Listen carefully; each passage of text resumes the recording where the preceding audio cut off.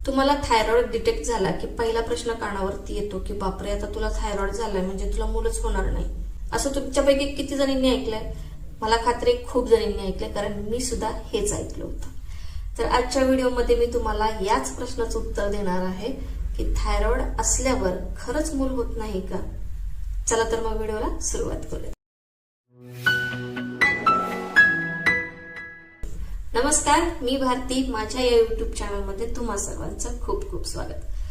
तर basically thyroid झाल्यानंतर खूप जणांचा हाच गैरसमज आहे की मूल होत नाही, पण असं अजिबात नाहीये. तुमच्यासारखंच मलाही ऐकायला मिळायचं. तेव्हा मी लिटरली माझ्या घरच्यांना, माझ्या नवऱ्याला सांगितलं होतं की आता माझा काहीच उपयोग नाहीये, मी मूल देऊ शकत नाहीये, तर त्यापेक्षा तुम्ही दुसरं लग्न करा, इथपर्यंत मी बोललेली. पण जेव्हा आम्ही डॉक्टरांची भेट घेतली आणि त्यांना मी माझ्या मनातली ही भीती बोलून दाखवली, तेव्हा त्यांनी मला जे समजावलं आजच्या व्हिडिओमध्ये मी तुम्हाला हेच सांगणार आहे. आपली थायरॉइड ग्रंथी जे कार्य करते तिच्यामध्ये बिघाड झाल्यानंतर आपल्या शरीराची पूर्णच सिस्टीम बिघडते, बरोबर? तर थायरॉइड मध्ये काय होतं, काय लक्षणं असतात ह्याच्यावरती आज आपण बोलणारच नाही आहोत. गर्भाशयाचं कार्य सुद्धा व्यवस्थित चालण्यासाठी हार्मोनल बॅलन्स असणं खूप जास्त गरजेचं आहे.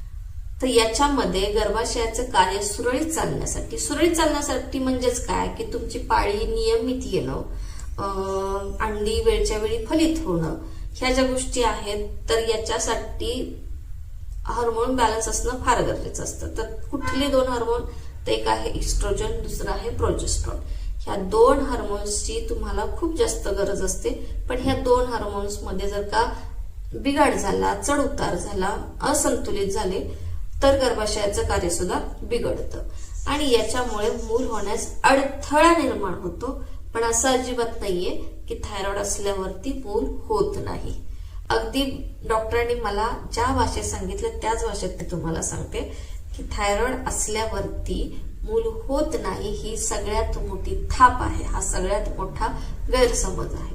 असं अजिबात नाहीये. थायरॉइड जरी असला तरी सुद्धा तुम्हाला मूल होऊ शकतं, फक्त त्याच्यासाठी काही गोष्टी फॉलो कराव्या लागतील. थायरॉइड कंट्रोल राहण्यासाठी आपण कशी दिनचर्या असावी हे तर पाहिलंच आहे. पण जर का तुम्हाला मूल होण्यासाठी जर का काय करायचं असेल तर मी सांगते ह्या गोष्टी कटाक्षानं करा. थायरॉइड मध्ये तुम्हाला कन्सिव्ह होण्यासाठी ह्या गोष्टींचा नियम असला, संतुलित आहार, थायरॉइडची गोळी आणि एक्सरसाइज, ह्या ज्या गोष्टी आहेत ह्या तर तुम्हाला फॉलो करायच्याच आहेत. पण त्याच्या व्यतिरिक्त जर का काही सांगायचं झालं तर मी महत्वाचं हे सांगेल की तुम्ही जितकं जास्त खुश राहता येईल तितकं खुश राहा. तुमच्या आयुष्यात कितीही उलथापालथ होत असली, कितीही अडचणी असल्या तरी थोडा तरी स्वतःसाठी वेळ काढा. स्वतःचा मी टाइम जगा. तो मी टाइम जगा ज्याच्यामध्ये तुम्ही स्वतःला खुश करा. आणि दुसरा पर्याय काय असतो स्वतःला खुश ठेवण्यासाठी की तुमच्या आवडीची कामं करा, ज्याच्यात तुम्हाला रस मिळतो, ज्याच्यात तुम्हाला आवड आहे, अशा गोष्टी करा जेणेकरून तुम्ही हॅपी राहाल. कन्सिव्ह करण्यासाठी हॅपी राहणं फार जास्त गरजेचं असतं. तुम्ही जितके जास्त खुश राहणार तितकं तुम्ही स्ट्रॉंगली कन्सिव्ह करू शकता. थायरॉइड मध्ये मूल होण्यास अडथळे निर्माण होतात, पण कधी? जेव्हा तुमच्या हार्मोन्सचं संतुलन बिघडलेलं असतं तेव्हा. पण होतच नाही असं आहे का? तर नाही. तर त्याच्यासाठी सगळ्यात महत्वाची गोष्ट काय आहे की तुम्ही तुमची लाईफस्टाईल मेंटेन करा आणि 2 नंबर खुश राहा आणि 3 नंबर तुम्ही तुमचे छंद जोपासा, आवडीनिवडी जोपासा, जेणेकरून तुम्हाला स्वतःला खुश ठेवू शकाल. स्वतःचा मी टाइम मिळवा, स्वतःसाठी वेळ काढा. आणि 4 नंबर शांत आणि पूर्ण झोप घ्या. पुस्तकं खूप सारी वाचा. भरपूर गोष्टी आहेत आयुष्यात करण्यासारख्या, त्या करा. ज्या गोष्टींनी तुम्हाला त्रास होतो त्या पूर्णपणे लांब करा. हे केलं तर तुम्हाला पटकन गर्भधारणा होऊ शकते आणि तुम्ही छान गोंडस बाळाच्या आई होऊ शकता.